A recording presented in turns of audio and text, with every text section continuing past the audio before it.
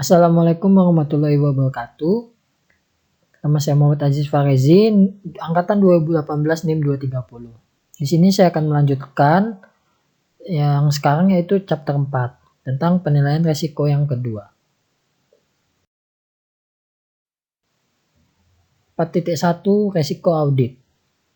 Tahap pertama dalam penilaian resiko audit melibatkan identifikasi akun dan asersi terkait yang paling beresiko salah saji material. Asersi adalah pernyataan yang dibuat oleh manajemen tentang pengakuan, pengukuran, penyajian, dan pengungkapan item yang termasuk dalam laporan keuangan dan catatan. Mereka memandu pengujian yang dilakukan oleh auditor. Saat mengklasifikasikan resiko sebagai pertimbangan signifikan, diberikan apakah resiko yang pertama melibatkan penipuan, yang kedua terkait dengan perkembangan ekonomi atau akuntansi yang signifikan, yang ketiga melibatkan transaksi yang kompleks, yang keempat melibatkan transaksi pihak berelasi yang signifikan, yang kelima melibatkan subjektivitas yang signifikan dalam pengukuran informasi keuangan, dan yang terakhir melibatkan transaksi signifikan di luar kegiatan bisnis normal klien. Tahap kedua dalam penilaian risiko audit melibatkan memperoleh pemahaman tentang sistem pengendalian internal klien. Auditor tertarik pada apakah klien mereka memiliki pengendalian yang dirancang untuk meminimalkan risiko salah saji material untuk setiap akun dan asersi yang terkait dengan identifikasi sebagai beresiko tinggi oleh auditor.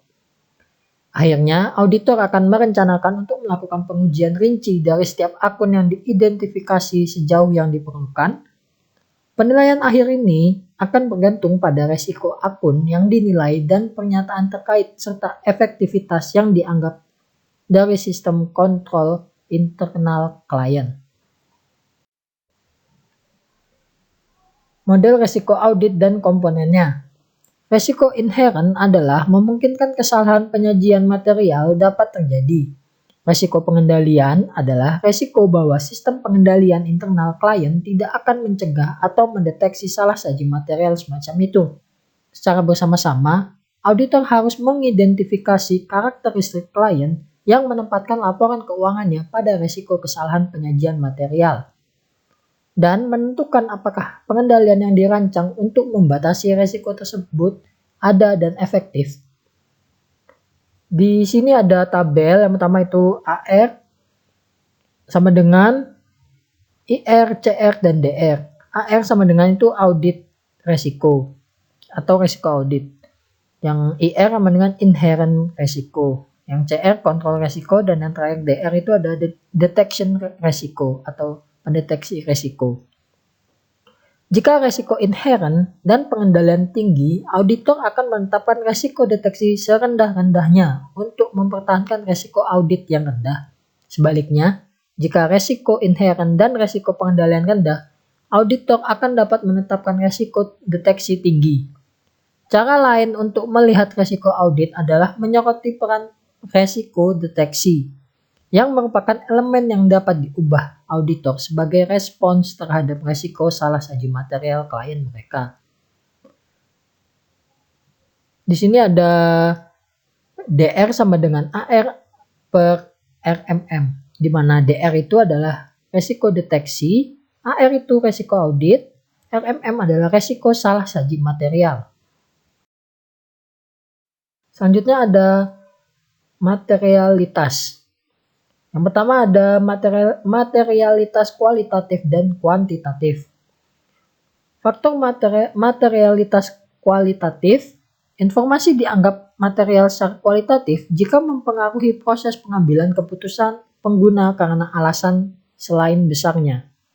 Saat membaca catatan atas laporan keuangan, auditor akan menilai akurasi pengungkapan akuntansi dan kepatuhan terhadap peraturan perundang-undangan, dan memastikan bahwa masalah hukum yang harus diungkapkan dengan benar. Jika salah satu pengungkapan ini tidak akurat atau dihilangkan karena kesalahan, auditor akan mempertimbangkan potensi dampaknya pada pengguna. Jika auditor yakin bahwa pengungkapan atau penghilangan yang tidak akurat dan mempengaruhi proses pengambilan keputusan pengguna Hal itu dianggap material secara kualitatif dan auditor akan meminta klien untuk mengubah pengungkapan atau penyertakan informasi yang dihilangkan. Selanjutnya ada faktor materialitas kuantitatif. Informasi dianggap material secara kuantitatif jika melebihi penilaian materialitas awal auditor.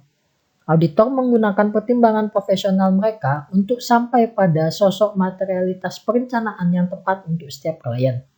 Materialitas perencanaan dapat berupa persentase dari basis yang sesuai. Dalam hal ini, auditor akan memilih basis yang sesuai dan kemudian memutuskan persentase yang akan digunakan tergantung pada klien mereka. Yang kedua ada mengatur materialitas. Saat menetapkan materialitas, auditor akan menggunakan pertimbangan profesional dan pengetahuan rinci mereka tentang klien mereka sambil tetap memperhatikan pengguna utama laporan keuangan. Auditor memiliki variasi dalam metode yang mereka gunakan untuk menetapkan materialitas dalam fase penilaian risiko audit. Beberapa orang akan menghitung persentase dari basis yang sesuai. Ketika memilih basis yang tepat, auditor dapat memilih item dari neraca atau laporan laba rugi. Dasar neraca umumnya adalah total aset atau ekuitas. Basis laporan laba rugi umumnya laba sebelum pajak, pendapatan atau laba kotor. Auditor akan memilih basis yang sesuai menggunakan pertimbangan profesional mereka berdasarkan pengetahuan mereka tentang klien dan kebutuhan pengguna laporan keuangan untuk pengambilan keputusan mereka. Selanjutnya, ada strategi audit. Perencanaan audit atas laporan keuangan mensyaratkan bahwa auditor menetapkan strategi audit secara keseluruhan yang menetapkan ruang lingkup, waktu, dan arah audit dan mempertimbangkan dasar untuk mengembangkan rencana audit terperinci.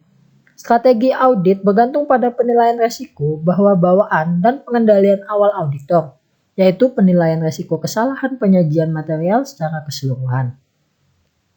Ketika resiko inherent dan pengendalian dinilai tinggi, yang bisa dilihat di gambar 4.3, resiko salah saji material dinilai tinggi dan auditor akan menetapkan resiko deteksi serendah-rendahnya. Untuk menjaga resiko audit pada tingkat rendah yang dapat diterima, ada hubungan terbalik antara resiko kesalahan penyajian material dan resiko deteksi. Sebagaimana ditetapkan oleh auditor dengan menilai resiko pengendalian setinggi-tingginya. Auditor telah menentukan bahwa sistem pengendalian internal klien mereka tidak ada, sangat buruk atau tidak mungkin efektif dalam memitigasi resiko inherent yang teridentifikasi. Jika resiko salah saji material tinggi, strategi audit yang ditetapkan oleh auditor adalah tidak melakukan atau sangat terbatas pengujian pengendalian dan meningkatkan ketergantungan pada pengujian substantif atas transaksi dan saldo akun. Ketika menilai resiko pengendalian serendah-rendahnya yang bisa dilihat di gambar 4.4, auditor umumnya akan memperoleh pemahaman terperinci tentang sistem pengendalian internal klien mereka karena mereka berencana untuk mengandalkan sistem tersebut untuk mengidentifikasi, mencegah, dan mendeteksi salah saji material. Setelah auditor memperoleh pemahaman rinci tentang sistem kontrol internal klien mereka, strategi audit mereka adalah melakukan pengujian ekstensif terhadap kontrol tersebut. Ketika biaya pengujian pengendalian melebihi manfaat yang diharapkan, auditor dapat memutuskan untuk tidak menguji pengendalian internal klien mereka. Untuk klien yang beresiko rendah, jika pengujian pengendalian dilakukan dan terbukti efektif, strategi audit akan mengurangi ketergantungan pada pengujian substantif rinci atas transaksi dan saldo akun. Auditor tidak pernah dapat sepenuhnya mengandalkan sistem kontrol internal klien dan akan selalu melakukan beberapa prosedur substantif untuk mengumpulkan bukti independen mengenai angka-angka yang muncul dalam laporan keuangan klien mereka.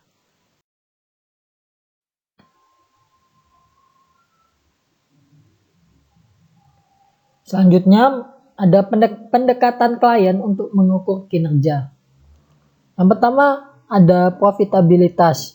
Sebuah perusahaan akan melacak pendapatan dari bulan ke bulan untuk mengidentifikasi dan menjelaskan tren. Perusahaan besar akan membandingkan pendapatan yang diperoleh antar divisi untuk menyoroti kinerja yang baik dan buruk. Perbandingan antar divisi dapat digunakan untuk menilai seberapa baik manajer divisi tersebut mengendalikan biaya.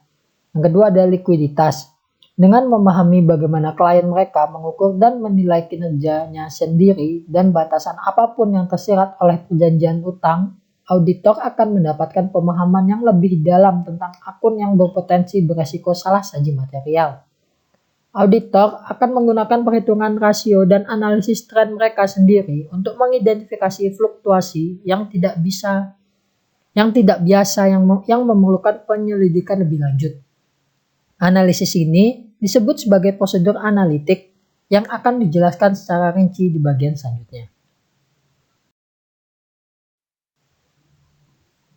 Yang terakhir ada prosedur analitis. Yang pertama ada perbandingan. Perbandingan sederhana dibuat antara saldo akun untuk tahun berjalan dan tahun sebelumnya serta tahun berjalan dan anggaran. Saat membandingkan saldo akun dari satu tahun ke tahun berikutnya, perubahan signifikan dapat dilacak dan diselidiki lebih lanjut oleh auditor. Auditor akan menilai perubahan ini berdasarkan ekspektasi mereka, berdasarkan pemahaman mereka tentang klien dan setiap perubahan yang dialami selama setahun terakhir. Yang kedua ada analisis tren. Analisis tren melibatkan perbandingan saldo akun dari waktu ke waktu. Ini dilakukan dengan pemilihan tahun dasar dan kemudian menyajikan kembali semua akun di tahun-tahun berikutnya. Sebagai persentase dari dasar tersebut, ini memungkinkan auditor untuk mendapatkan apresiasi tentang bagaimana berbagai akun telah berubah seiring waktu. Saat melakukan analisis tren, penting bagi auditor untuk mempertimbangkan perubahan signifikan dalam faktor ekonomi secara luas, seperti resesi, yang dapat mempengaruhi interpretasi mereka terhadap tren. Yang ketiga ada analisis ukuran umum. Analisis ukuran umum melibatkan perbandingan saldo akun dengan satu item baris. Analisis ukuran umum memungkinkan auditor untuk mendapatkan apresiasi yang lebih dalam tentang seberapa besar kontribusi setiap akun terhadap total yang disajikan dalam laporan keuangan. Dengan menyiapkan akun ukuran umum, selama beberapa tahun, auditor dapat melacak kontribusi relatif dari berbagai akun sepanjang waktu. Yang keempat ada analisis rasio. Dibagi menjadi tiga, ada rasio profitabilitas, rasio likuiditas, dan rasio solvabilitas. Rasio profitabilitas, auditor akan membuat perbandingan antara tahun berjalan dan tahun-tahun sebelumnya untuk mengidentifikasi tren profitabilitas klien mereka. Perbandingan juga akan dilakukan dengan hasil yang dianggarkan dan dengan pesaing. Saat membandingkan hasil tahun berjalan dengan anggaran, auditor akan menilai seberapa menguntungkan klien dibandingkan dengan harapan manajemen. Auditor akan mendiskusikan setiap varian signifikan dengan manajemen. Saat membandingkan hasil tahun berjalan dengan pesaing klien mereka, auditor akan menilai profitabilitas klien mereka relatif terhadap perusahaan dengan ukuran serupa yang beroperasi di industri yang sama. Yang kedua ada rasio likuiditas. Aset likuid termasuk kas, investasi jangka pendek, dan piutang. Tolak ukur rasio pengujian aset dan saat ini yang dapat diterima bervariasi dari satu industri ke industri lainnya. Auditor akan membandingkan tren kedua rasio dari waktu ke waktu untuk menilai apakah situasi likuiditas klien mereka membaik atau memburuk. Auditor juga akan membandingkan rasio klien mereka dengan rata-rata industri untuk menilai likuiditas klien mereka relatif terhadap pesaing terdekat. Jika situasi likuiditas klien memburuk atau buruk jika dibandingkan dengan rata-rata industri, auditor mungkin khawatir tentang kelangsungan masa depan perusahaan. Perputaran persediaan pengukuran beberapa kali perusahaan menjual persediaannya dalam setahun, auditor akan melihat tren rasio ini untuk menentukan apakah persediaan lebih sering atau lebih jarang diserahkan dari tahun ke tahun. Yang ketiga ada rasio solvabilitas. Perusahaan dengan hutang jangka panjang lebih cenderung memiliki perjanjian hutang dengan pemberi pinjaman yang membatasi aktivitas perusahaan. Auditor akan mempertimbangkan tren rasio hutang klien terhadap ekuitas dari waktu ke waktu. Rasio yang meningkatkan resiko bahwa klien tidak akan dapat membayar kembali pinjaman mereka ketika jatuh tempo. Dan resiko bahwa klien akan melanggar perjanjian hutang karena banyak perjanjian membatasi peningkatan hutang tambahan. Auditor juga akan membandingkan rasio hutang klien terhadap ekuitas dengan perusahaan serupa di industri yang sama karena rasio ini cenderung bervariasi antara industri. Yang kelima ada prosedur analitik lainnya. Ada prosedur analitik lainnya yang lebih canggih yang digunakan oleh beberapa perusahaan. Program komputer digunakan di beberapa firma audit untuk melakukan analisis rinci terhadap data klien, seperti informasi yang terdapat dalam buku besar dan jurnal mereka.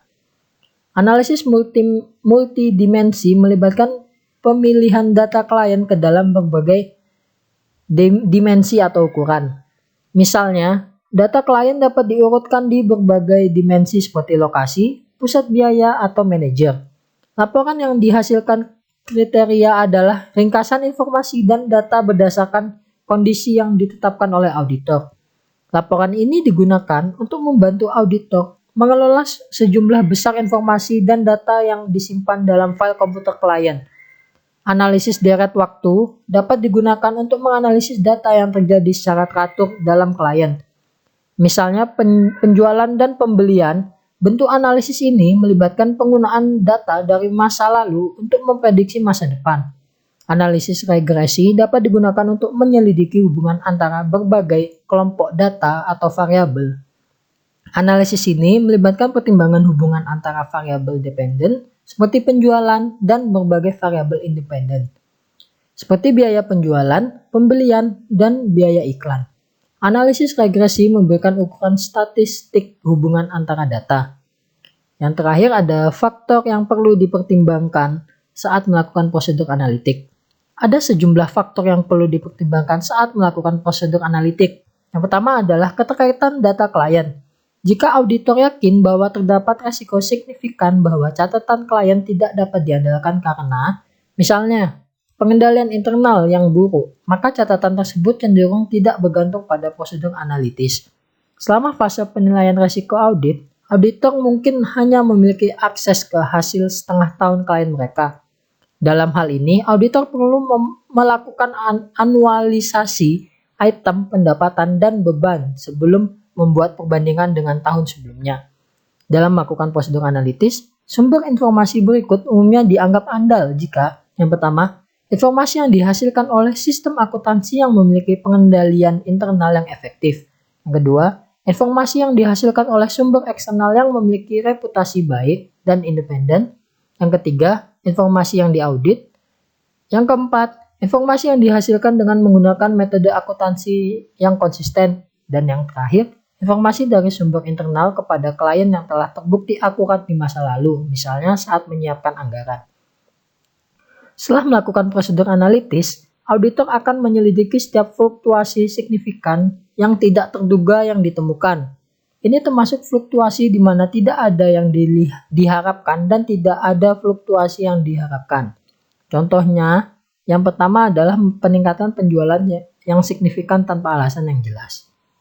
Sekian presentasi dari saya, kurang lebihnya mohon maaf. Wassalamualaikum warahmatullahi wabarakatuh.